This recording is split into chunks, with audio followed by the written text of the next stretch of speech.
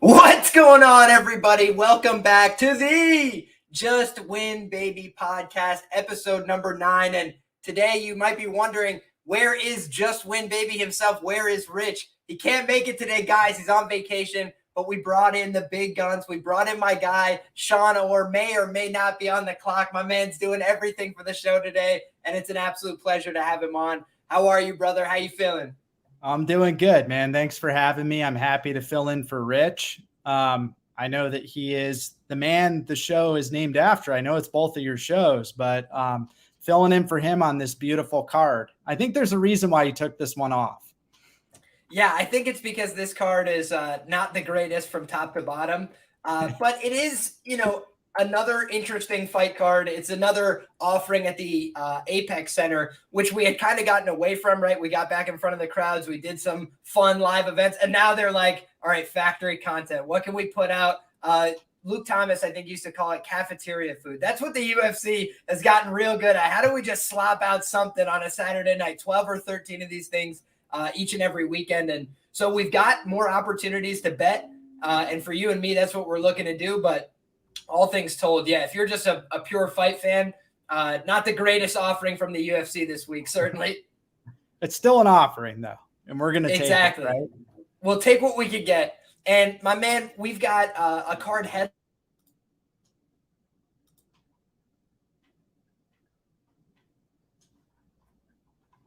I think you might have froze. Headlined by heavyweight, so we're off to a hot start here, folks.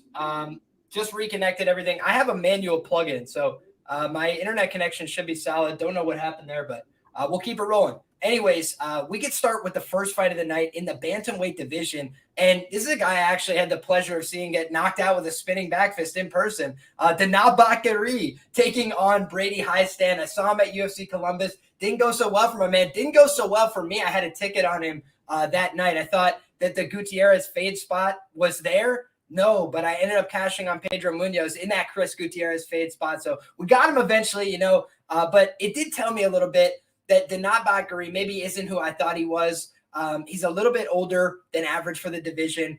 And, he trains with good guys. He's got a pretty shiny record in terms of the nice knockouts and everything. But the guys he's beaten in the UFC, not really all that, as you know. Just a lower level of competition, lower tier guys, most of them not employed with the company at this stage of the game. So for me, I'm a little bit skeptical of Danaa. However, Brady Hiestand hasn't really shown too much either. He's a very young guy coming into this fight. He's a very inexperienced guy overall, but he did take on tough challenges on his way up. Chad Enhellinger, my guy, one of my favorite guys ever to come to the UFC. I made so much money betting on the guy because he looks like he would be a fade spot every time. He's like 35. He's got no reach. He's like the smallest guy at bantamweight, but he's a dog, and he'll make you fight for the whole 15 minutes. He's got a good guillotine. He's got some power. So Brady Hiestand ended up getting caught when he went over to Canada to fight him. Chad's had a little bit of success, but also, he's shown he's just a mid-level UFC guy at this stage. Hasn't shown much more than that. So that's kind of where we're at. This feels like it should be a pick-em price for me. Both these guys have a lot to prove as far as I'm concerned. I think if this fight stays on the feet, Danaa is going to look like a clear favorite. He just has more power. He's much more confident in his strikes. He wants to be there. But I think Brady Hiestand has clear grappling advantages in this fight. I think he knows what he wants to do, which is go out there, push a pace, get on top. But he doesn't throw a ton of ground and pound. So for me, not really an investable fight. What do you think, Shawn? Well, for me, I did bet Danaa again. So I did what you did. I bet him over Gutierrez, and I thought we were looking great going into the second round. But of course, Gutierrez hit him with that spinning back elbow or whatever it was. And that set us up nicely, though, for the Pedro Munoz line, which 30-27 on a plus 200 ticket is, thanks so much for that spinning elbow. We made more money long-term by him knocking out Danaa. So good for us. But in this spot here, I bet Danaa again because Brady just doesn't do it for me personally. I think he's very inexperienced. He had a major injury prior to his last fight that he did recover from, and he won the fight. But I mean, that's time off from the gym. Also, he just looks very uncomfortable in the striking. And I think that there's going to be a lot of striking here because Brady, even when he gets his grappling going, he's not the best control guy. I think his jiu-jitsu was not as advertised so far. And he's just getting lit up by Fernie Garcia. He's getting lit up by who's the guy who he did the Ultimate Fighter finale with? Ricky Tercios. Oh my God, yeah. And then got dog walked by Zahabi. Yeah, exactly. So even though he did end up beating Fernie Garcia, he was getting touched up on the feet. And Fernie is not really known to be a powerful guy. We know Fernie is not a good grappler, so it's not very surprising that he had success. I think Danaa with Fight Ready, preparing with those guys, he's going to upgrade his grappling. I do think that Danaa's striking is going to be a little difficult to prepare for too, because he's a little irregular with how he strikes. So a guy like Brady is in the gym, probably learning the fundamentals, the basics, the classics. And in comes this guy who's going to be throwing very odd looping shots where he's cutting you off in different ways. So I'm actually expecting Danaa to knock him out. I bet him on the money line at like minus like 126 or something like that, minus 127.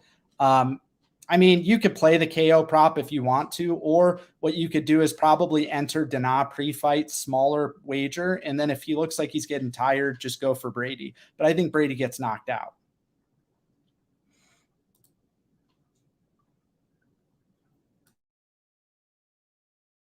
What you got for me? You're just staring at me. My brother in Christ, I got absolutely frozen on my end of the screen. So apologies there. I felt the tension as you're asking me to answer, but dude, you weren't frozen on my end, so I just saw you kind of giggling. That's so fucking funny. Dude, we're back at it for the next fight. I'll tell you what, I think that you've got the read mostly spot on for this fight. I think somebody's getting finished more often than not here. For Hiestand, I think he's got to get it to the ground and get the sub early. I think that for Batgerel, you know, the longer this fight goes, the more opportunity he has, and I do think he's the more dangerous fighter overall. So I would have to think he's the side here, but also just laying minus 175 on a 10-year age gap, that's what I don't love, just from a theoretical standpoint, but I think from a matchup standpoint, you got the right read. Next up, we've got Priscila Cachoeira and Karine Silva, Brazil on Brazil crime here. And yeah, exactly. Somebody, AWMD says, I got Alex Pereira frozen like Elsa. Brutal over here. I literally have plugged in internet and I am still freezing. Priscila Cachoeira, girl who's come through in a couple spots as an underdog. I think she's been a dog 8 times in a row. In the UFC, she's 4-4. So she's been doing the damn thing. Goes out there and fights for your money. Karine Silva, on the other hand, I talked about the last fight didn't have the greatest reads, lost some coins on Danaa Batgerel. However, this was a fighter I've had good reads on, right? I bet her by sub, I bet her ITD on the Contender Series. I thought that was just a gimme matchup where you have a girl that wants to do Brazilian Jiu-Jitsu against a girl that's going to consistently wrestle her until she gasses out. I was like, I mean, that just seemed like a good EV spot. So she got taken down a couple times there, but it just felt like a matter of time for me until she was going to win that fight. And in her last fight, I bet her on the money line. I didn't know that she was going to go out there and get the finish. I thought she had some takedown equity. I thought that she was, maybe less likely to gas out than Botello. And then, this is a fight where the rubber's going to kind of meet the road, because I think that Cachoeira on the ground, she could definitely exploit her. But this is, for me, the biggest test of Karine's wrestling. She's set on Prize Picks at 1.5 takedowns. And I kind of felt like it's going to go under that. And the reason I felt like that is because either she's going to take her down and make it look easy and probably just submit her in the first round, or I don't think that she's just going to necessarily replicate takedowns over and over throughout the contest. Cachoeira is getting a little bit better with digging underhooks, using her uppercuts as takedown defense. And I think that, she's just a more dangerous striker. She's got real power for WMMA. So, shout out to the sharpest chat in the game. We got some regulars in here saying Queen Zombie Silva is a fraud, says Vikendra, who I think is new here. So shout out Vikendra. What do you think about this one, Shawn? Do you have any strong thoughts on this matchup? Yeah, so Cachoeira is somebody that I bet a bunch of times because I just love the intangibles that she has. I love that she has power, tenacity, grit, She's going to keep coming. She's going to go for it. Even in round 3, she's going to get you tired. She's even going to gouge your eyes out. This girl just wants to win fights, right? So she is the type of fighter that you really want to bet on at underdog odds. That said, I do agree with you. I think that early on, there might be a takedown for Karine Silva. And if that happens, I don't really think Cachoeira has a good get-up game at all. She's a bit stiff with her hips. She's kind of the Dustin Poirier of wrestling at this division. She's got very stiff hips. So she does rely on getting those underhooks and wrenching them and kind of keeping her center of gravity low and throwing uppercuts to discourage you. But when she's on the mat, it's just not good at all. So I don't mind that people bet Silva at -160 since I do favor her in round 1. I think if I was to play the Silva side now, I would avoid this submission line and probably go with KO at +900 because Jillian did mount Cachoeira and probably could have just TKO'd her. Karine Silva has thrown pretty good ground and pound in fights that I've seen. So I could see it happening. At this point, Cachoeira, she is getting stunned by shots even on the feet. I am seeing that. So she's getting a little older, been fighting quite a bit.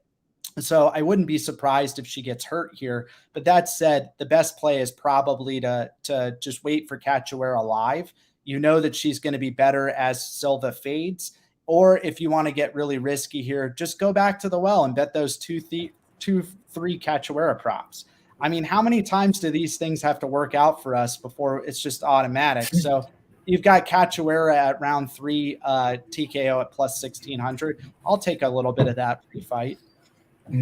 Yeah, and we're seeing lino picks as well. Talk about that KO line at +900. So some people in the chat agreeing with that take. For me, I think that Karine Silva, she's one of these people that I do think is going to prioritize the sub, kind of like a Jillian Robertson, where I think she's going to use the ground and pound as a setup. I kind of got burnt a little bit going with the KO prop on Jillian Robertson, and that's why it's fresh in my mind. Where I'm like, even if she starts getting off, and she was doing a great job just last week, getting off with the ground and pound from the top position. And then as soon as there was an opportunity, she switches to the sub for the finish. So that's kind of how I think of Silva as well in terms of her offense. But for the number, I agree with you. There's value there because anytime you think somebody's going to be in a position dominant enough to get the sub, they're in a position dominant enough to get the TKO, hold the wrist down and start throwing shots, and we'll talk about it later on the card.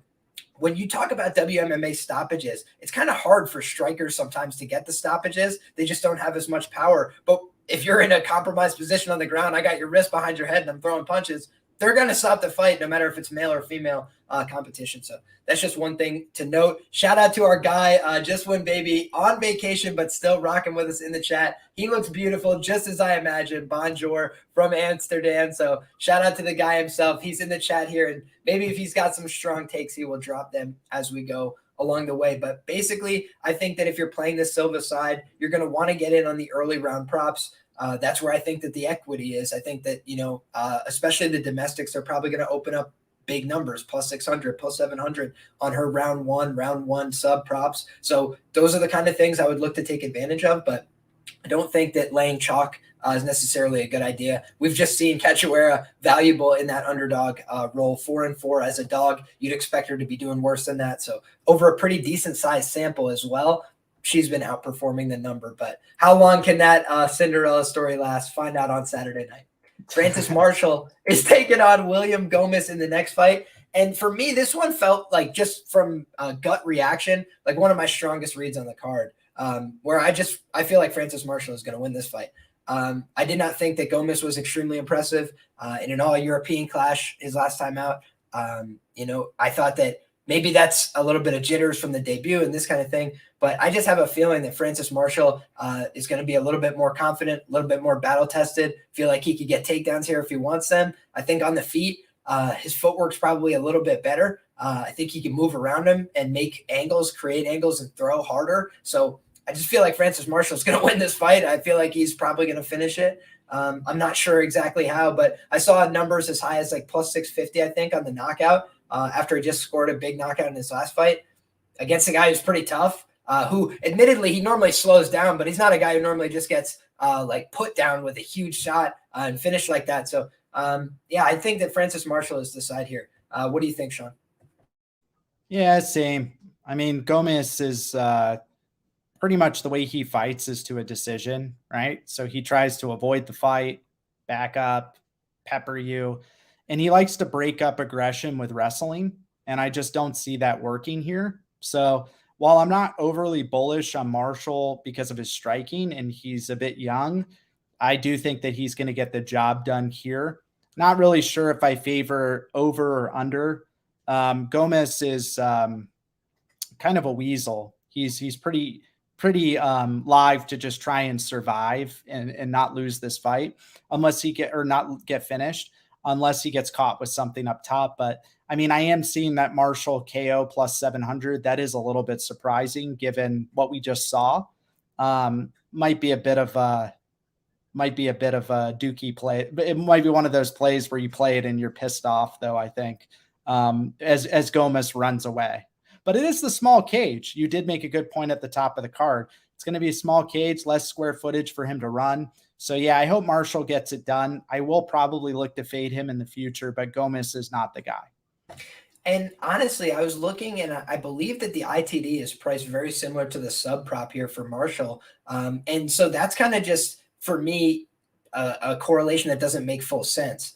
Where I would feel like in this fight, again, we talked about in the last fight, if you have the position to finish, with a sub, you have the position to finish with a TKO. And I also think he's got a slight advantage on the feet in terms of power. So for me, he's just got multiple ways to finish this fight via TKO. So that's why I thought the pricing didn't make sense. But admittedly, I do think that he has some submission equity here as well. American grappling, we've seen it a number of times. American wrestling and grappling is just a little bit more, ready to go out of the box sometimes when you get to the UFC level, compared to some other international people who end up training in the States later on in their career. So just something to keep note of as well. Next up, we've got Mohammad Usman taking on Junior Tafa in this fight. And admittedly, I still have to do a little bit more due diligence on the Tafa side. Doesn't have many professional MMA bouts, but I want to go back and watch some of his striking because that's what everybody raves about. Overall, I feel like this is kind of a weird fight to handicap. Last time out, I felt like Usman was a clear value side against Pauga. I felt like Pauga had some minute winning potential, but we talked about it in a few of these fights, the danger factor. Who's going to come out there and look for the finish? Gomis may be the reason that we're not so bullish on him. He's not really a guy that's getting a ton of finishes, not showing that kind of intensity. Whereas on the Usman side, I do think that he's a very powerful guy, just naturally. I think that he can get finishes that way. And I think that he's got more upside in terms of getting on top. And that's how I felt in the Pauga fight. That's kind of why I thought he was the side there. Just a guy who hits pretty hard. It's a volatile fight in a heavy weight class where guys get knocked out at a pretty decent rate. And if somebody's going to get on top, I feel like it's him. I feel like in this fight, if somebody gets on top, it's going to be Usman. So that's kind of where I don't really understand a ton of the love that I'm seeing for Tafa. But I do think that Usman's not anything to write home about on the feet. He's very average. He's quite basic on the feet. So he could get touched up a little bit there. But I also feel like his durability is probably going to check out okay in this fight because he's huge. I don't know. That's kind of just my gut instinct here. No bets on the fight so far. What do you think about this one, Shawn?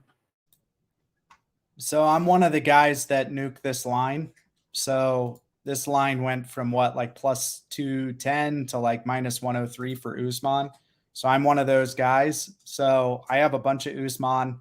I might just take some profit or whatever and just play a little bit of him. But I largely agree with what you're saying. Of the available footage we have of Tafa, he can be taken down.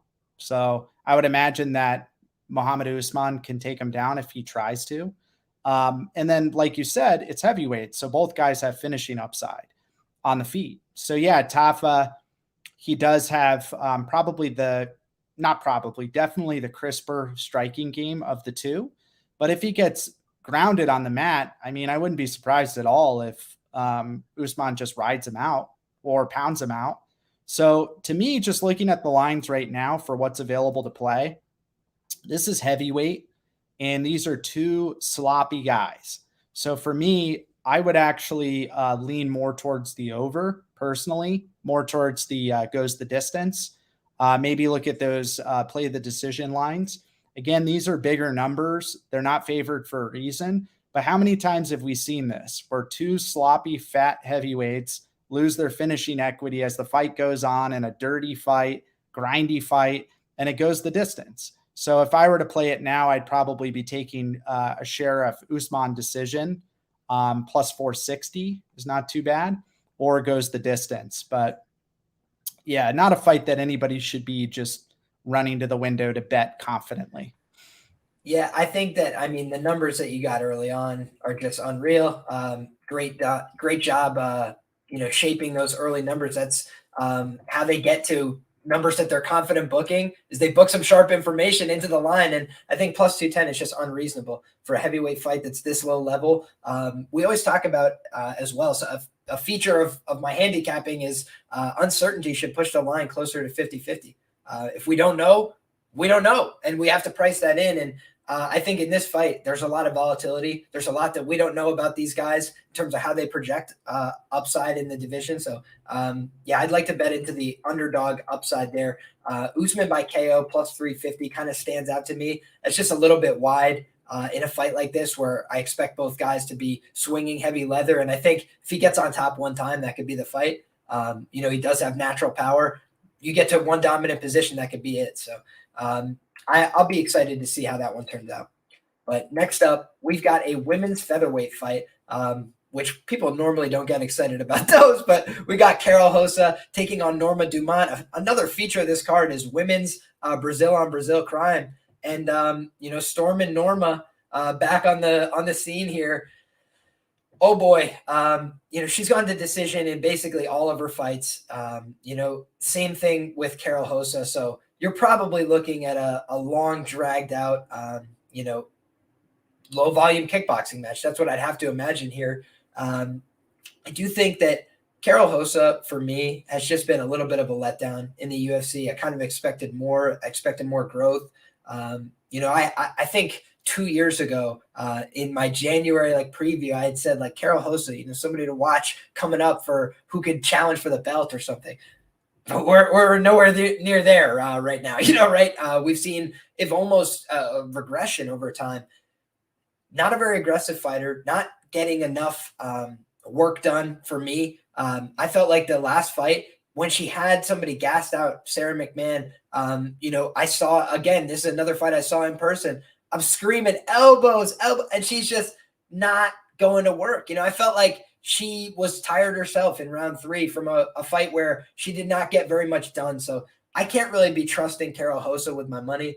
That's how I feel about her, broadly speaking. So it's a norm or pass situation for me. Shawn, how do you feel about this one? Yeah, I went into this fight thinking that I was going to be on the Rosa side, but I 100% agree with you. This girl should have more finishes in the UFC given the matchmaking. So she has proven that she doesn't have too much finishing upside, which is a bit disappointing for somebody who goes for as many takedowns as she does and has the volume she has. So I think the early action on Norma Dumont was actually sharp. This is a 3-round fight. She moved from an underdog to about evens. Again, uncertainty, like you're saying. I think that there is some uncertainty here. I do think if anybody has the finishing upside, it's probably Norma.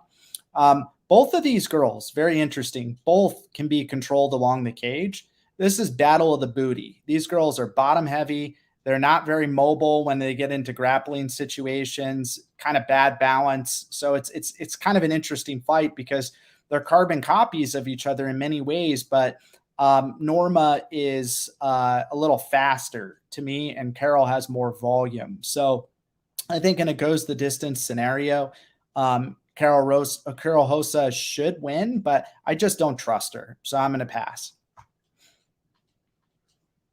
The books have basically priced this as though, it's going to go to decision and either one of them can win in a coin flip scenario. I think you're seeing plus 115 on the Norma side and plus 135 on Karol Rosa. So they're basically saying it's going to decision. And that's how I feel about this instinctually. Neither one of these girls pushes for a finish. Even in fights where the Aspen Ladd fight, I felt like Norma had a clear advantage. She was just doing what she wanted on the feet there. She didn't look interested at all in pursuing a finish. So for me, that's the kind of thing that that makes me bullish on a fight goes to decision here. WMMA fights tend to go to decision at a higher rate, and this is one that I think sees the scorecards at a pretty decent clip. Next up, we've got Yahya taking on Montel Jackson, and I don't think this one sees the scorecards at a high clip, one way or the other. Yahya, I went back and rewatched. He's really clever, in some of the ways that he attacks people. Like, he will shoot in for a takedown just to fall back into a leg lock scenario, and he's good. Yeah, he's got very good transitions. He's dangerous, but he also tires out. You see his age in some of these recent fights. He's a lot slower. He's always been a bit hittable, reactive on the feet. So there's some concerns there that he could, just get knocked out at this point. He's been around for a long time. He's had a lot of fights. He's taken some damage. He's fighting a young guy who's got some power in his hands. But again, not a guy who's naturally finishing all these fights in the UFC. Doesn't have the best finishing instincts, but just has more youth, athleticism, natural power. But do I think Yahya could catch this guy and submit him? I do. I just think that he's better at jiu-jitsu, and I think that he could fall into something. He's just really, really clever, man. So I would say people are counting him out just a little bit, too much. Could be to their peril, but haven't bet the fight yet. Just think that the sub line being like 7-1 is a little bit strange for a guy who's basically all his win equity. I feel like it's tied up in that submission. How do you feel, Shawn? Yeah, same feeling, and it's actually a little crazier on some other books. So I'm showing plus 1050 on Rivers and Unibet for Yahya sub. I'm just going to put in a small bet on that right now.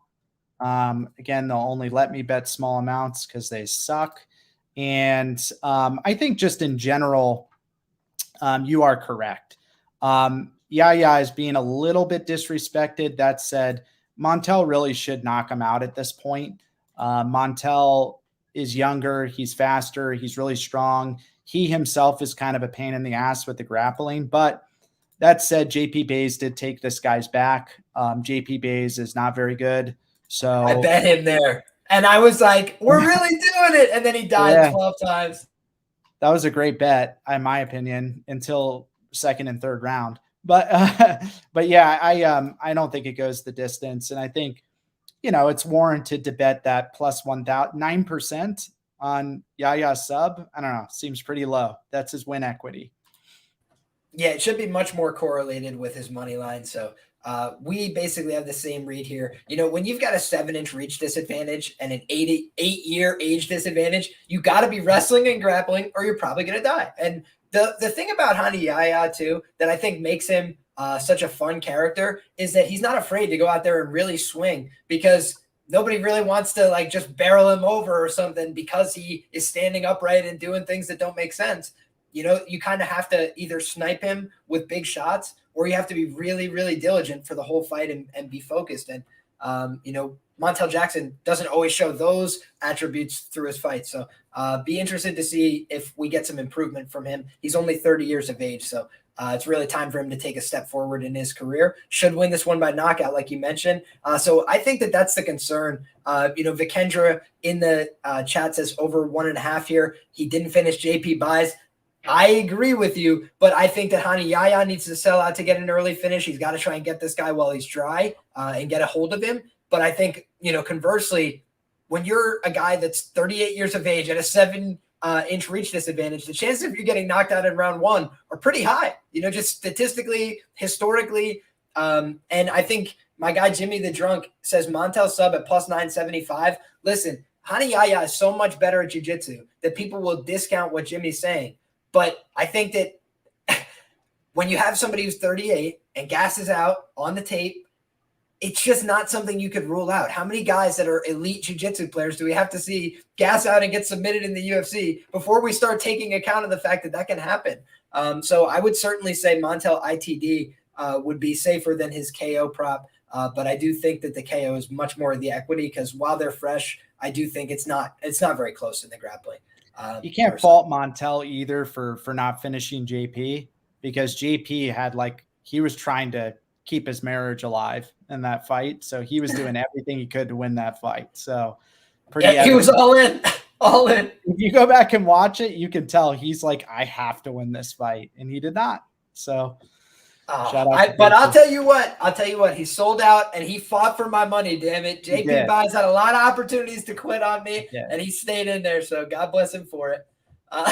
Guys, if you are enjoying the video, make sure you drop a like and get subscribed to the channel, breaking down all the fights in the UFC each and every week for you guys. So back to it. We've got the prelim headliner, Ricky Glenn versus Christos Giagos. And Shawn, you tell me if I'm right here or not, but I feel like the best bet that I ever made that didn't cash was Ricky Glenn plus 400 on the money line against Grant Dawson.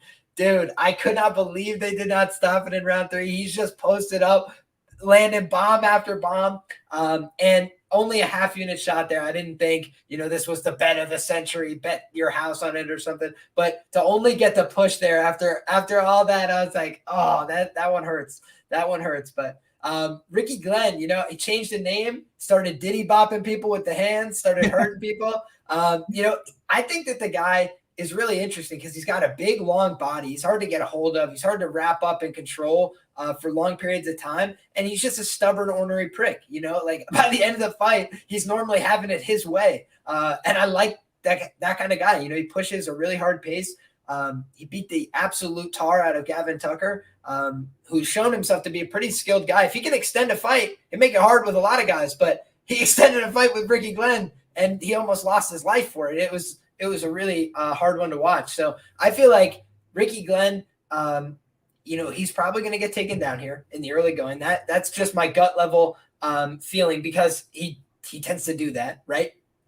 But Giagos is a supernova. He just burns himself out at an insanely fast rate. I bet him against Moises, who I've bet a lot on Moises over the years, but I had convinced myself, I'm like, man, Giagos can grapple. He can mix it up with it. He can try and barrel him. And the thing about Moises that's a problem that I haven't liked historically is if you just start faster than him and get after him early, you can kind of just break him mentally and make him cover up. And, we saw it with, what's his name? The tall Joel Alvarez, right? Joel Alvarez basically just attack, never let him do anything. And he just covered up until the fight was over, and that was the kind of thing where I was like, man, Giagos is going to come out. He's going to go insane high pace and just bring it. And he didn't, do that, right? He ends up letting Thiago Moises come out and start as hot as he ever has in his career. So I just thought to myself, I was like, man, I think Giagos is just not cut out for this. That was my feeling when I was watching that fight. And obviously Moises is an insanely good grappler. He's done a great job throughout his UFC run, competing with guys like Islam in some of those positions and stuff. He's shown himself to be no slouch, but he's not going out there and submitting everybody in the first round, just easily taking their back and running them, for their money like it's a mugging. Like that for me was just a huge problem. So I don't know what to think about Giagos anymore. I think that he has some ability to win this fight in the first round, taking him down, ripping him to the ground. Maybe he could grit out the first 2 and just hold on. I don't trust his cardio. The ABC say always bet on cardio. Ricky Glenn in the 3rd round, I know is going to still be there unless he gets finished. His cardio is going to be there to keep pushing. And I feel like, if Grant Dawson is not taking you down and submitting you, putting you away, I feel like Ricky Glenn is going to push an insane pace. But do I think he loses round 1? Maybe. So I don't necessarily want to lay the pre-fight line, but I think that Ricky Glenn, late round props, I understand here. And I think he's going to finish. Honestly, I would be kind of surprised if he doesn't. Giagos is one of those guys who's a little bit kill or be killed. Do you agree or disagree here, Shawn? What do you think? I mean, it's kind of a weird fight, right? Because Ricky Glenn, his 2 recent triumphs are knocking out Silva in a very weird way. And then, Dawson death gassing. So Glenn has some success, right? And that's not that Glenn didn't do that. He was defending takedowns, making Dawson work. And obviously Dawson learned a lesson here, which was that his preparation wasn't all that good. So he moved to ATT from the now defunct Glory MMA. So, that was a good move by Dawson. He was ahead of the ball there. But Yeah, in this spot here, I do think with the price coming down for Glenn, I'm getting more tempted. But like you said, this year I've just been trying to be very smart about how I'm betting. Even if I'm not tracking something, if I don't feel like the person's going to win round one and I'm confident I'm going to get a better live spot, I'm usually just withholding, just taking the L if they or not the L, I'll just take the no win if they destroy the opponent in round one, which maybe Ricky Glenn does.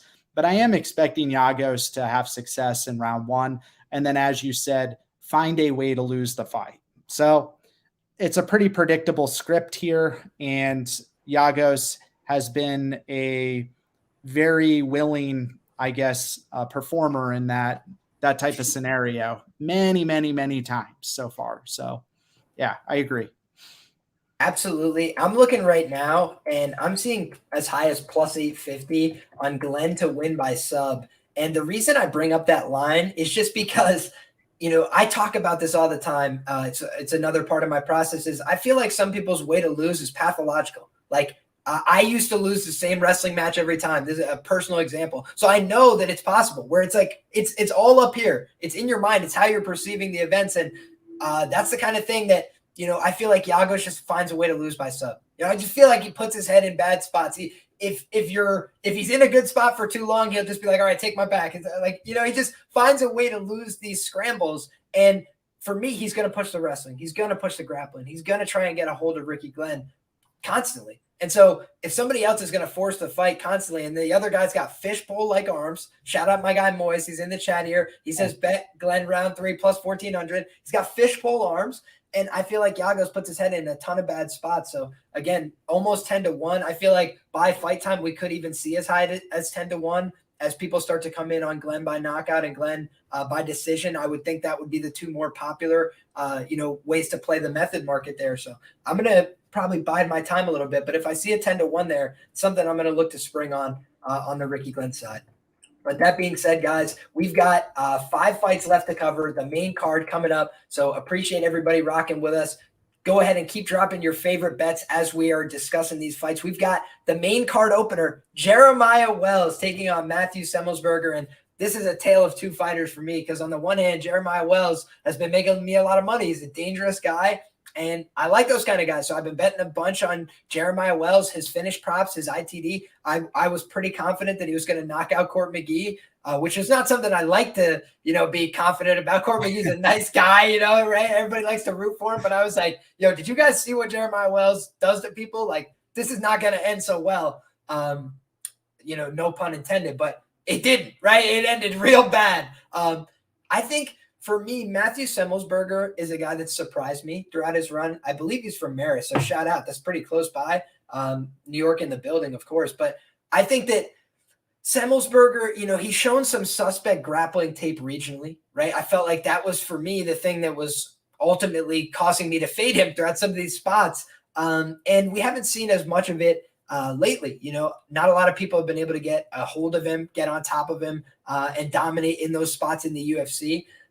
So I think he's made some small improvements, but I think the athleticism gap is going to be huge in round 1, where I think Wells is going to come out here and be able to take him down if he wants. I think if he wants to swing with him, he's going to have more power. Semelsberger's kind of knocked out some guys who I think are pretty susceptible. Whereas guys like Court McGee, they're not just getting knocked out every fight, and while he is a little bit slower, a little bit more stationary, he's fought some tough guys that can punch, guys that can step into the pocket that weren't afraid of him and weren't able to put him down. Yet he got absolutely blasted by Jeremiah Wells. He's fast. He moves through space, and he does things that are weird, right? He's doing the circle around the octagon. The guy goes to step in on him, he takes him down, right? Like that, I actually felt like that was planned because he's done that twice now where he does the sprint around the octagon. He pretended to bump into it. The guy goes to grab a hold of him, blood diamond, and he's like, sit down, young man, takes him down easily. So I just feel like this guy is a thoughtful fighter, and he's extremely dangerous in the first round. But I don't trust his cardio over time. We haven't seen him get extended in a fight and really look very good. So those are the concerns that I have for the Jeremiah Wells side. He fights like a madman. And I think Semelsberger is built to fight for 15 minutes. I don't think that that's going to be a problem for him. I think he can continue a fight. And we've seen him take some damage be in some fights with guys that are hitting him pretty hard, and he does stay in there. So for me, it's going to have to be like lights off. He's got to shut Semelsberger off, or he's got to submit him. And I do think he's got an edge in both categories in round one. But it's an ABC's question. The ABCs say always bet on cardio. I do think to myself, Semelsberger could be live as the fight extends. So again, another live betting opportunity, in my opinion, if you're a Semelsberger backer, because I think he's going to lose round one here at a pretty high clip. That's how I feel about this one. What do you think, Shawn? Yeah, we're going to echo each other's thoughts. I mean, Jeremiah Wells, not the most polished fighter, but he's going to go for it. He throws hammers. He also knows the assignment too. So if you watch the Blood Diamond fight, obviously he was fighting hard for those takedowns. Those attempts looked terrible. So, I mean, I'm not like super bullish on this guy's wrestling. He's a little older, so he's not going to get really any better at all. But that said, when you're locking somebody into a very small cage and they have that kind of power, they have that kind of horsepower, it's going to be a tough round one for Matthew Semelsberger, like you said. And I do think the grappling gap kind of still exists for Matthew Semelsberger. If you watch the AJ Fletcher fight, I mean, Fletcher basically just gets tired in that fight. And Fletcher's, a type of guy who makes a lot of mistakes as well. So, yeah. I had a big bet on Fletcher with a lot of CLV that night, Shawn. Brutal, yeah, so dude. I think I'd sub too. So yeah, I think Wells is the side personally. So not something I'm like eager to go. I haven't played it. Maybe I'll take some of these round one props for fun. I mean, they have Wells like round one TKO almost plus 1,000. I mean, that seems kind of nice to me. And then you can go into Semelsberger live. But even Matthew Semelsberger doesn't have the greatest cardio or anything like that. So he's not some cardio machine. I just think his game is more functional as he gets tired. Wells is all attribute based. So I could see it looking really ugly if this gets to round 3 for Wells. Yeah, I'm kind of thinking, and just looking at the way that they're pricing this, a lot of the sharper markets are expecting this fight to end inside the distance. They're pricing it minus 200. And that obviously is accounting for a lot of Wells win equity in that line. But I also think that Wells could gas out and cardio dump and get finished here on the return. We have seen Semelsberger, he's mostly getting first round finishes or going the full distance, but I feel like this is the kind of fight where he could find that later finish, potentially the round 2 or the round 3 type of deal. And we know that he's got a pretty long length to his arms. He throws with a decent amount of power. He's not out of it in round 1 if this fight's on the feet. It's not like he has no chance to win there. It's just I think the other guy's more fast and powerful. So I think he's got way more win equity in those positions. But certainly a deserved, close line here because both these guys have a path to victory. So 2 guys with 11 wins looking for that 12th win that could set them up in a big fight in the near future. Next up, we've got a women's fight here with Iasmin Lucindo taking on Brogan Walker. And this is a fight that I did way more research on than I felt like I needed to after the fact because God bless you. My gut read here was basically confirmed after I ran the tape here, which is I think Lucindo is going to finish this fight at a pretty decent clip. The reason I say that is just because of the style dynamic. Brogan Walker, I feel like she's kind of topped out in terms of where her skills are at.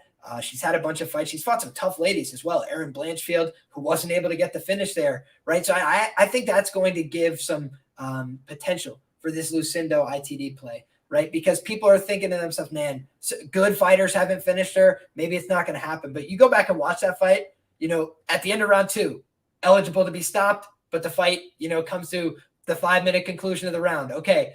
End of round 3, fight's eligible to be stopped. Fight comes to a conclusion of the round. It's like, yeah, she could have been finished multiple times in that fight and just made it to the end of the horn, saved by the bell a little bit. So when she's fought really good fighters, dominant fighters on the ground, she's given up a bunch of takedowns. She's given up bad positions. She's gotten battered on the floor, doesn't have a great answer, and absorbs a lot of ground and pound. Gets past. She's a black belt in Brazilian Jiu-Jitsu. Her guard's getting past here, there, everywhere, left, right, and center. And again, Blanchfield, she's doing that to good fighters like Andrade, but then you're seeing in the last fight as well, she's getting taken down. She's getting her guard passed. She's getting hammered out by a girl who then goes on to lay a freaking egg and a half in her next fight in the UFC. So for me, real red flags on the Brogan Walker side. As for Iasmin Lucindo, I had a huge bet on Jasmine Waregi last time out, straight up, just very big bet, 6 units. I was like, she is the future. Like Yaz Jitsu, she's very good on the ground. I felt like for her region, especially, I felt like people were going to discount her skills and abilities because of where she comes from. But I was like, she's pretty good on the ground and on the feet. She hits very hard. She's extremely athletic. Looks like she's on all the good supplements. God bless her for it. So I was like, this girl is good. And then I watched Lucindo and I said to myself, man, I see what people are saying here. She's a talented girl. She's got good upside. I remember she was a popular dog that week too, but I thought the fight was way closer than I expected it to be. After all that, I was like, man, she's even better than I thought she was. So for me, that told me, we're going to see her succeed in the UFC. We're going to see her get wins. She's extremely young, third youngest fighter, I think, in the whole UFC. Raul Rosas Jr., I think, is the youngest. Makayev's probably the other one. But then you're seeing her, she's extremely young, but she's come in with a ton of experience, been fighting since she was 14 as a professional. So I actually feel like she is just way better at fighting than Brogan Walker. You see in a lot of her fights regionally, and I haven't heard a lot of people talking about this, she gets takedowns. She's going out there and aggressively pursuing takedowns, which you'd think she'd be out there striking after what we saw in that Waregi fight. She's very comfortable on the feet. She's dynamic there. She hits hard, but she can also get takedowns. And I feel like Brogan Walker just gives up takedowns way too easy. The same way that I see her get takedowns. She grabs a body lock, rips people to the ground. I feel like she's going to easily be able to do that. She passes, and her ground and pound is actually vicious. For WMMA standards, it's some of the best I've ever seen, where it sounds thudding and impactful, and girls are quitting, like tapping.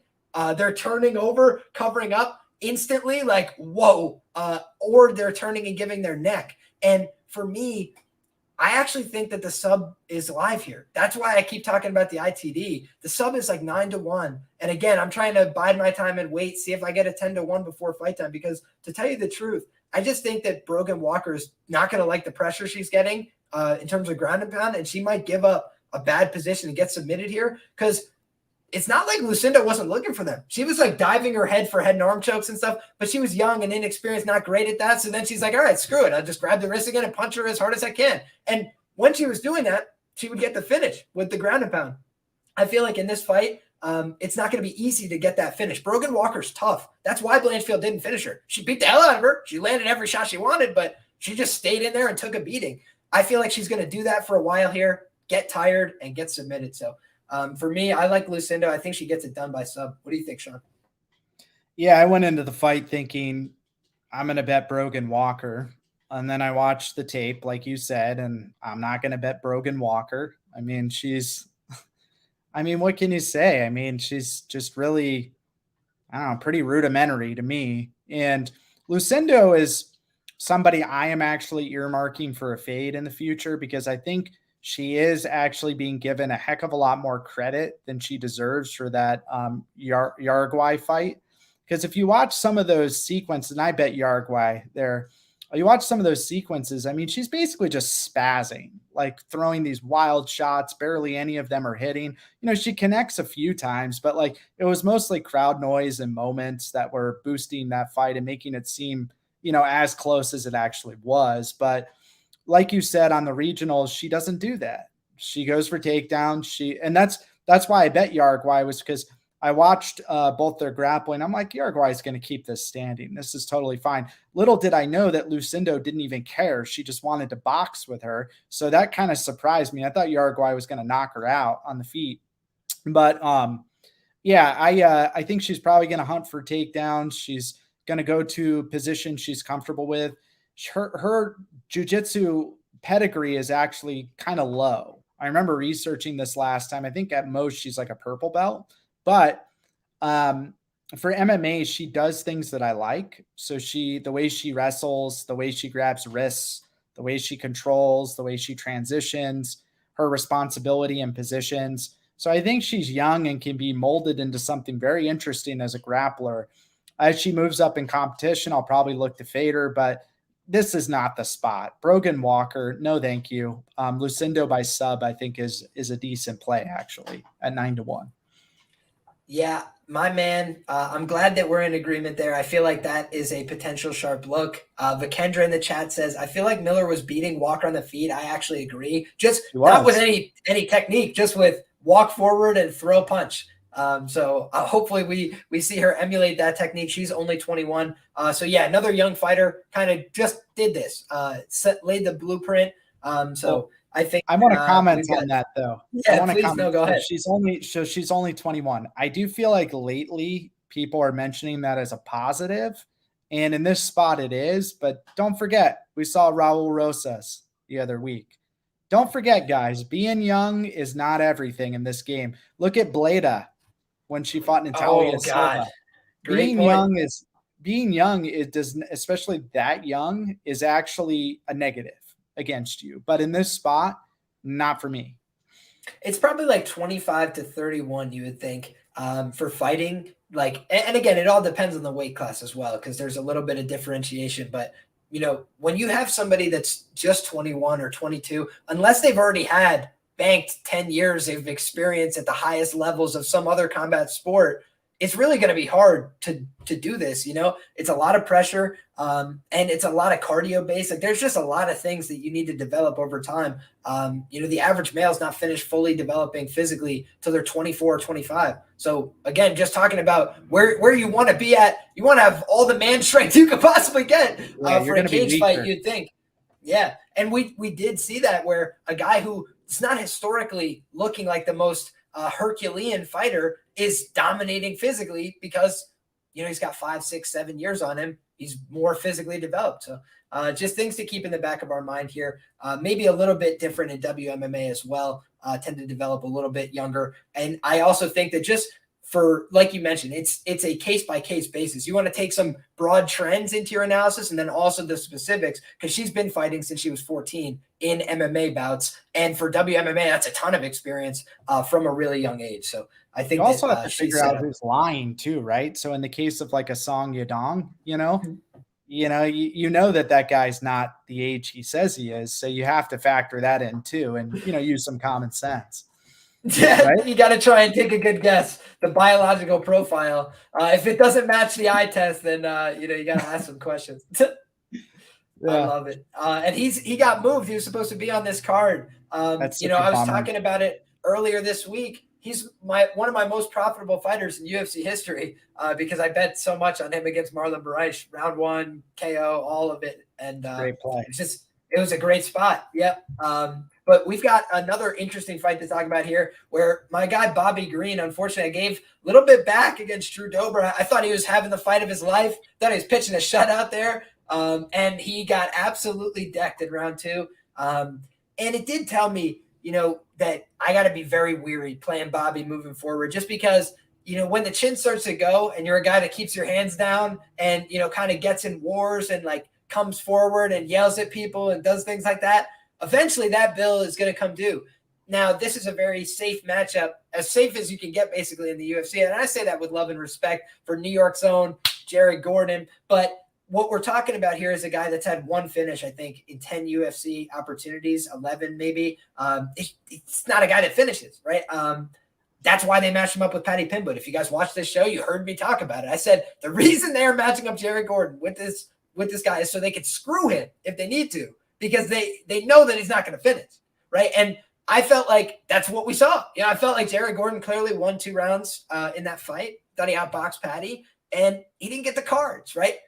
But does that mean he's going to come out here and beat Bobby Green? Now, I'm not sure, because I think you want to be able to knock out Bobby Green to get the win over him. You want to be able to hurt him real bad. You want to be able to keep him off you, because Bobby throws a lot of volume. You know, he's not a guy who's known for his power, certainly, but he does have a few finishes by TKO in the UFC. James Krause owned that one. My man got kicked. Wanted to say it was low. Bobby Green still got that body kick win, baby, on the record, and we celebrate that on this show. Great win in UFC history. Go back and revisit that one if you'd like. But I feel like for me, you know, the Ally Quinta fight is one to look at here, where if you don't have a great chin, you know, if you don't want to be there necessarily, he can take you out of the fight. You know, he will throw a bunch of shots at your head cleanly. And I just have a fear for Jared Gordon here that he does not have a great chin historically. I think it's better at 55 than it is at 45. But I also think he's not a big guy for 55. I don't think he's going to be taking down and bullying Bobby Green. Have y'all ever seen Bobby Green wrestle? He's a good wrestler. You know, with the exception of Islam Makhachev, who did whatever he wanted there, Bobby Green's just been a very tough guy to out wrestle. Clay Guida, he's hitting switches, lifting him back up and throwing him. Like, Bobby Green will compete with guys in that range. And I feel like the optimal way to try and fight him these days is to try and, land big shots and hurt him. And I just don't think that that's Jared's game. So I feel like Bobby's going to win this fight, but am I bullish to go lay minus 250 chalk on a guy who just got knocked out, 6 months ago? And he's showing up at the press conference with 8 rings on and a thing of money? No, man. No, I'm not looking to go bet the minus 250 on Bobby. I'm curious what Bobby Green by knockout is in this spot, because that would be something I would look at. Oh, yikes. Not great number. Yeah, I don't really love it. Bobby should finish him. I mean, that's kind of how I feel about this, but I don't think he's going to submit him. So, the ITD I don't really love. Unless I'm getting like 4+ to 1, I'm probably just going to lay off this fight on the KO for Bobby Green I'm talking about, because that's where I think, the upside equity is. I feel like people are going to price in his decision equity. I do think he's going to throw more volume on the feet. So I think if this gets to the cards, unless Jared Gordon's able to dominate him on the ground, get takedowns, maybe find a back body lock or something, I just don't see that happening. Bobby's been very hard to do that to historically. So I like the Bobby Green side here, but not enough to bet it. What do you think? Yeah, Bobby's going to win. I mean, he's going to be faster. He's going to be stronger. He's going to have a better chin. He's going to have better cardio. He just has better striking. I don't know. He's a better wrestler. So to me, I think Bobby wins everywhere. The only way Bobby loses this fight is if he does Bobby things and just bounces around the outside, loses. But I just don't think at this stage he's going to do that. I think he's going to probably connect on Gordon. He's probably going to knock him out. So I actually think that Bobby Green's going to knock him out. And it's too bad, because Jared Gordon definitely did win that Paddy Pimblett fight. So too bad that he's going to come off of this loss to Paddy Pimblett, which wasn't a loss, and he's going to get knocked out by Bobby Green. So that's my official prediction. They brutalized our boy. I'm curious why the UFC made this fight. It's kind of an interesting booking by their standards. They normally like to, yeah, I suppose so. It is the featured bout on the card. So Bobby Green went out there and was, like I said, doing a great job against Drew Dober. And I thought that he was landing a lot of really damaging strikes. So you're right. I mean, the most logical outcome here is Bobby Green's going to knock out Jared Gordon. But I do like to always give the caveat, because he's a New Yorker, I give him the full benefit of the doubt. And Jared Gordon did get absolutely full on blasted in the nuts twice by Carlos Diego Ferreira. Just 2 open side, just kick to the nuts as hard as he can before he got finished in that fight. Then, it's like the most brutal finish ever with the arm behind the back, just punching him in the face. But I feel like, there's been some circumstances that surround most of those knockouts, gets poked in the eye, gets kicked in the nuts. He's had a pretty rough deal of it. But again, there's no happy endings in this game. The fight game isn't very nice to people. It doesn't matter how many times he's been wronged. He'll be wronged again. In all likelihood. So slow. Yeah, he is, man. He's not a great athlete. He's just a guy that kind of like a Court McGee, right? We talked about with Jeremiah. He's a workman-like guy, but sometimes those guys just get starched by really good athletes who are way faster than them. Late in the game too. Late in their career, that happens a lot. So, yeah. Both of these guys pretty late in the career, but yeah, King Green, I love it. Somebody asked why I would care about his rings. I'm just kind of trying to add some color here. I don't want everything to just be about the punches and the kicks, my brother. But also, I'll say it's just because, Bobby is a guy who is later on in his career, and he can be pivoting off to whatever he wants to do next after this. Look at how many fights the guy's had. Do you think he's going to have, 10 more fights in the UFC? I don't think so. I think he's probably going to have, maybe 5 more fights if we're lucky. Bobby's been around doing the damn thing since he fought Josh Thompson in a UFC main event, 10 years ago or something? It's the guy has been a classic fighter. He's not going to be around much longer, so celebrate him while he's here. But when you see people start changing up their attitude and how they're showing up and things like that, take notice of it, just a small amount, because it can be meaningful. Guys move on from this game all the time. Signs of guys not being as committed to what they're doing, they matter. In this case, he's a minus 250 favorite. So you have to ask every question. Don't just fly in blind like, oh, yeah, he'll probably do this. At minus 250, you got to make sure he's going to check every box for you. Next up, Brad Tavares taking on Bruno Silva. Brad Tavares at chalk. Oh, boy. Interesting fight here. But I'll tell you what. Brad Tavares is a guy I have bet at chalk, I think, against Omari Akhmedov. There's been a select few times, and it's because he's a good anti-wrestler. He's a good anti-grappler. If you just want to bring that kind of fight to him, he does a great job of staying balanced on his feet, returning big shots. I love his game, because he's found this way of staying around forever, of having longevity. But when you see him against good strikers, it almost always goes sideways, right? That's been the story for Brad. And so I feel like this is a tough fight for him because when it comes to the wrestling and the grappling, Bruno Silva is not very good, but he is opportunistic. He does crazy, wild things. He'll pop out on people's back and just lift them and throw them and stuff. He's kind of tall. He's got leverage. So he's not a traditional grappler in any sense of the word, but he'll grab a hold of stuff. He'll grab a wrist and just start punching you. And then on the feet at distance, I feel like he is a dangerous guy. I don't think he's a minute winner. So I don't think he's very consistent there. I don't think he's a guy that is going to go out there and just make it so there's never a sweat. Even you watch the Andrew Sanchez fight, for God's sake, the guy is like standing around at various points. His corner's like, you need to throw punches. You need to throw kicks. Please knee him in the chest. Like do something. Like they're just trying to get any buzzword that's going to get my guy some activity going. And when he does that, he's extremely dangerous, right? And I just think that chin for chin, Bruno Silva did not look great in his last fight against Gerald Meerschaert, but Gerald Meerschaert is an underrated striker. He can't take shots very well. He could dish them out. He just can't take them very well. And I felt like he looked way faster in that fight. It was a very baffling fight. I felt like it was the worst Bruno Silva ever looked. And I feel like a lot of that was, the layover effect from a very hard fight with Pereira, where he took a ton of hard shots. He did get wobbled in that fight on a number of occasions, but he's very tough and he's had a good chin historically. He got knocked out by Gerald Meerschaert. Like he literally went chin to knee. My man was in all sorts of trouble. I posted the memes this week. You guys can go check my Twitter, Gerald Meerschaert, king of the free world. He is that guy. But, overall, Gerald is like a unique threat with the club and sub.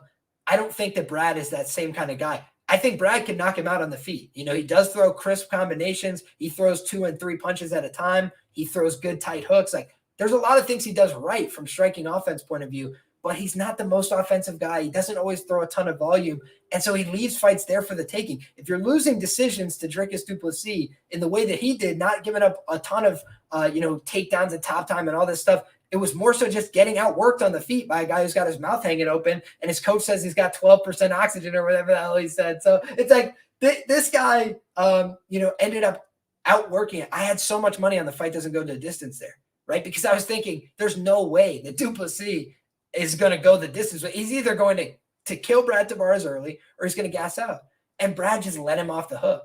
And I was like, I can't believe it. So for me, that was the final straw. I'm not laying Brad Tavares chalk, certainly. But Bruno Silva looked so bad in his last fight that it's like, unless I see my man show up and look like he's looked like 5 different guys in the octagon. Is anybody else noticing that? Like, are they just getting different guys and calling them like, hey, we need you to fill in as a guy named Bruno Silva this week? Like, because he's looked completely different in these fights. And I felt like the guy we saw last time, that guy, he was no good at fighting. So I'd like to see if we get the Bruno Silva that knows how to fight again in this one. Hopefully he's a little bit more refreshed and renewed. What do you think about this one, Shawn? But I just thought it was such a regression in terms of what we've seen from him in the past, overseas and everything else, and even in the UFC compared to what we saw against Gerald Meerschaert, where he really was offering very little in that fight, I felt like. Yeah, I think it was an off night, and I also think that he was dealing with some medical issue, actually. I remember somebody after the fight showing me some stuff that was like he was dealing with some kind of a medical issue that went kind of under the radar. For this fight, yeah, I just think it's a simple cap for me. I think if it goes the distance, it's going to be close. I think that Brad forces fights to be close. You had mentioned that. And that's simply because the way he fights is he's all offense or all defense. When he's defending, he does this really high shell and just takes punches on the guard. So really, he just allows people to get off on him. he doesn't really throw with his opponents. He kind of just waits for his turn. So I think if Bruno has a steady output, which he should have a steadier output than Tavares, he should look pretty nice in a decision scenario. And then you look at the finish equity, and I just give Bruno more finish equity than a Brad Tavares, just because Tavares doesn't really look for the kill too often. Maybe he connects with a nice shot. But I just think from a macro standpoint here, when you're looking at plus 140 on the guy who I think will fight close in a decision, and he has finishing upside, money line was a play for me. And I also took Bruno by decision at plus 750. I think that line's kind of silly because this fight probably is going to go the distance, if I had to guess, and more often than not.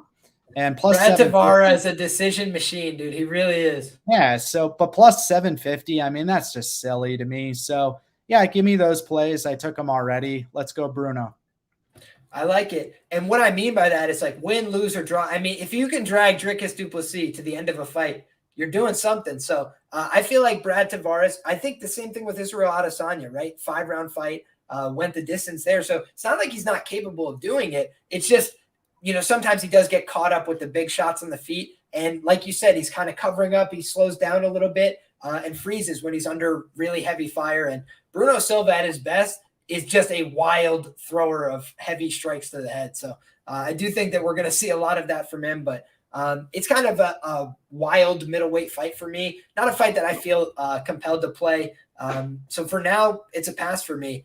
I'm most curious about your take on this fight because we've got the main event of the evening, brother, and it's a heavyweight clash. It's a fight between two guys that have been on a pretty good run lately. And I feel like for me, heavyweight fights are rarely the most compelling fight on the card, but this kind of is because I have been searching. I have been going back and looking up Fight Nights Global and all these, Russian regional fights from Sergei Pavlovich, and I have not found very much footage of this man wrestling or grappling, right? And he has a background in Greco-Roman wrestling and grappling. He's defended one, half-hearted takedown attempt, like a half a level change from Shamil Abdurakhimov. But I really don't know what we can make of, his game overall, because I saw a guy who looked like, again, what's a fair way to put it? Like a guy from a local gym that trains once a week, shoot a takedown on him. He kind of grabbed a hold of the guy's shorts and just the guy fell over and covered up for ground and pound, right? It's like, that doesn't tell me much. I saw a couple fights where, he got a couple takedowns late in the fight, like 4th and 5th round. So that does tell me maybe the cardio narrative's a little bit overblown, but it also doesn't tell me whether he can get up if he gets taken down, right? Because Alistair Overeem took him down and he didn't show a semblance of, I'm going to put my feet on his hips and I'm going to do this. So what do we know about his ground game? Very little. And so that's the kind of thing that is a problem for me, backing you against Curtis Blaydes, who has the most takedowns in UFC heavyweight history. But Pavlovich has a bunch of his own records. Make no mistake. Shortest average fight time, most knockdowns per appearance. Like, again, it's a 6-fight sample. 5 fights is the minimum. But he's at the top of a bunch of UFC stat categories. So it's not a fluke that he's here. I bet on him as an underdog in his last 2 fights, and I thought they were great spots, right? And the market has been a little bit up and down on this guy, not trusting him. I feel like now the market is very bullish on him. I feel like the market very recently has turned against Curtis Blaydes, a guy who has had a ton of success. He's been a favorite in basically every fight. When they tried to open him as a dog, the public was like, no, flip it to a favorite. Like, he's got to be favored in these fights against Ngannou, right? He was favored there too. It's like this guy, Curtis Blaydes, has been trusted by the public until recently. And then they just turned away from the guy. He's been an underdog against Aspinall, and now he's a favorite here. But you've seen him go from being like minus 400 against top 5 guys to being minus 170 against top 5 guys. I do find that very interesting over time. And I did bet Jairzinho Rosenstruik, right? Which I think people thought that was a stupid bet. But I was like, man, how do you beat Curtis Blaydes if not knock him out? We haven't seen it, right? Nobody's ever shown a way to beat this guy besides just knocking him dead. And that you can do, right? We've seen a couple guys do that, hurt him, bust up his eye, whatever. He's got an orbital that breaks. Just for 100%, his orbital's broken a number of times now. Or if not broken, just swells up really easy. So for me, I've seen that happen against Rosenstrike, where his eye was a destroyed mess. Saw that happen against Ngannou, TKO doctor stoppage. And then the bus driver uppercut, right? The absolute Marge Simpson turn sideways, punch all the way up. Like, it was an unreal knockout against Derek Lewis. And that was the one that gave me a little bit of red flags on Curtis Blaydes, because he doesn't always know when to wrestle and when to strike. And he doesn't mix it up very well. So sometimes he's mixing it up great when he's got the speed advantage or when he feels really comfortable. But when he's nervous, when he's afraid of what's coming back at him, then he starts to make poor choices, right? And that's what got him caught against Derek, where he decided not to wrestle. He was doing okay striking. And then he's like, I need to wrestle right now. And just, it was so robotic and telegraphed that the guy's like, all right, here we go. It's my time to shine. But he's like, he had all the time in the world to set up this shot and finish it. So for me, that's the kind of thing where Sergei Pavlovich has the fastest hands at heavyweight, as far as I'm concerned. Maybe Tom Aspinall is up there as well. A couple guys that could compete there, but his hands are incredibly fast. He hits very, very hard. And I think that the stoppages so far have been a little bit like some of them coming very quick, but he just lands a lot of unanswered blows on people. And guys like to cover up. They don't know what to do about this big guy who's barreling down on them and throwing faster than they can throw. So for me, the play that I was the most bullish on here is the under, right? I just feel like this fight is probably going to go under at an extremely high clip, because Sergei Pavlovich has had 6 fights in the UFC. Every one of them is one under. And in his last fight, it was like minus 500 for the fight to go under 1.5 rounds. Now it's like minus 167 to go under 1.5 rounds. And I get it. Curtis Blaydes has gone over in some of these fights. He doesn't always have the best finishing, but I don't know, man. Like, Sergei Pavlovich got absolutely decimated from guard by Alistair Overeem, who's a good guard finisher. You know who absolutely decimated Alistair Overeem from the guard? Curtis Blaydes. It's like Curtis Blaydes showed he's higher level on the ground. He could take down almost all these guys that he's ever fought, with the exception of Derek Lewis. But he's shown he could take down guys that are very big, pick them up, slam them to the ground. I feel like he could easily take down Pavlovich and the fight's over shortly thereafter. One takedown, the fight passes his guard and the fight's over. I feel like conversely, Pavlovich could walk this guy down and just finish him instantly. Just walk him down, throw a bunch of big, heavy shots at him. Curtis Blaydes, that's been the way you get him out of there. Get a hold of him early, throw big shots at him, make him panic, make his wrestling less effective, make him on the back foot. I feel like somebody's going to die in this fight, and I think it's going to happen very early on. How do you feel, Shawn?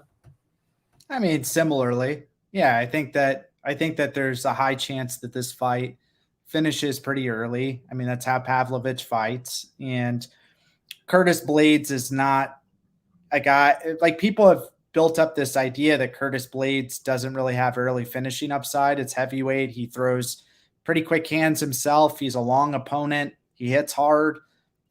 So I think that I could see a scenario here where Blaydes even finishes him in round 1.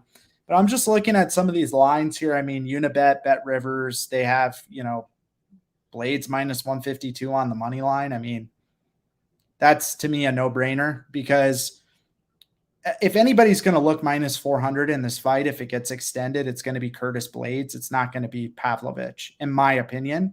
I just think that it's a pretty, I would say it's wishful thinking and a big guess to think that Pavlovich is going to be stopping 20 takedowns plus from Curtis Blaydes. So I just think if anybody looks like a decision equity or a late round equity type of fighter here, it's probably going to be Curtis Blaydes. So you're getting minus 152 and you're basically fading Pavlovich, Pavlovich in under 1.5. And I think that that's, a decent spot. I think the market is historically silly with this fighter, Curtis Blaydes. I mean, yeah, he's priced at minus 400 or whatever, and he suddenly has one, loss to Derek Lewis, who, by the way, Derek Lewis has the highest knockdown rate, most knockdowns of any guy in the UFC. He gets knocked out by him off of a uppercut, off of a takedown where he drills his own face into the uppercut. And suddenly he's a guy that you can't trust. No, man, Curtis Blaydes is a really good fighter. Might not be the smartest fighter, but I think he gets the job done here. I think that he's going to beat Pavlovich. It's probably going to be like round 1 or 2 TKO, and then they'll be looking to use him for some kind of a title shot. Yeah, man, I can see it here. The one thing I'll say is I think the cardio narrative is overblown with Pavlovich. I mentioned that, but I don't think that the ground game narrative is overblown. He's been That's what I training mean. with Americans, but that's the thing that opens up huge finishing equity. And like you said, Curtis Blaydes, what has he got? No chance to win this fight by knockout on the feet. Pavlovich is a way better boxer than him.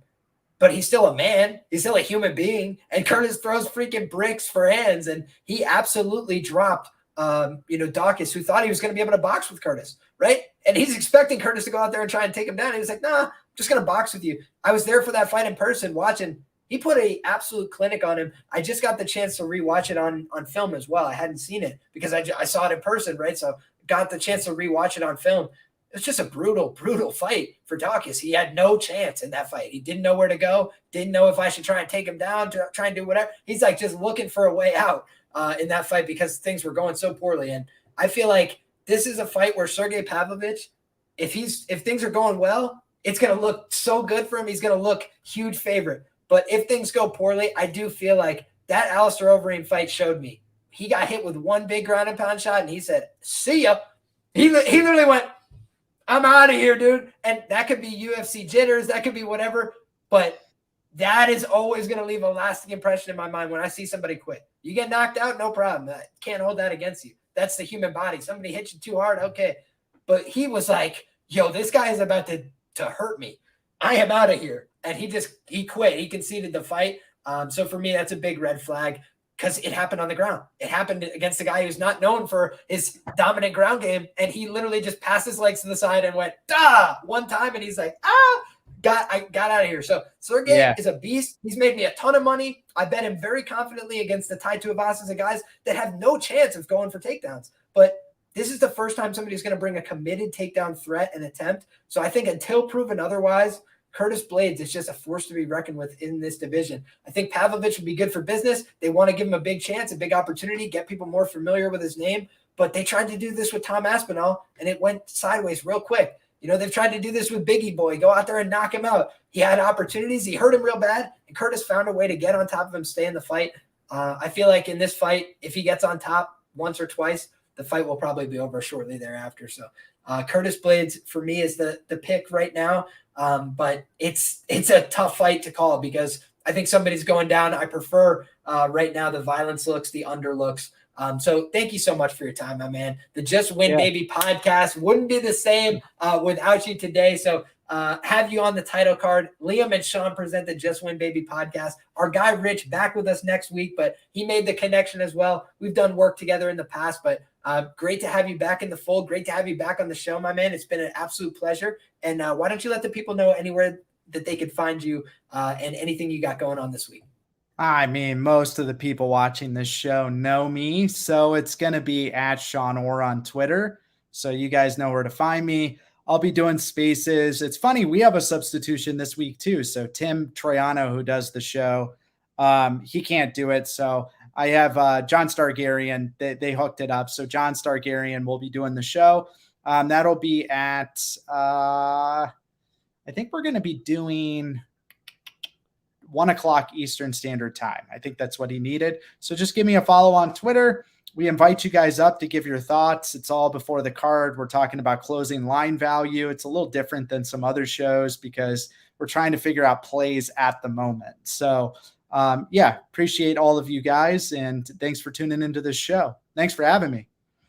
Absolutely, my man. It's been an absolute pleasure. And thank you to all of you guys. We've had a lot of people in here rocking through the show with us live. So thank you to all of you. I hope that you guys have enjoyed this. If you have, make sure you drop a like on the video. Get subscribed to the channel. I'm going to be doing more content this week on the show. And I also promised my guy, Dan, Best Fight Picks, that I would do a Sergei Pavlovich deep dive. So all the stuff that I could find on the internet about this guy, Sergei Pavlovich, later today, you guys can stay tuned.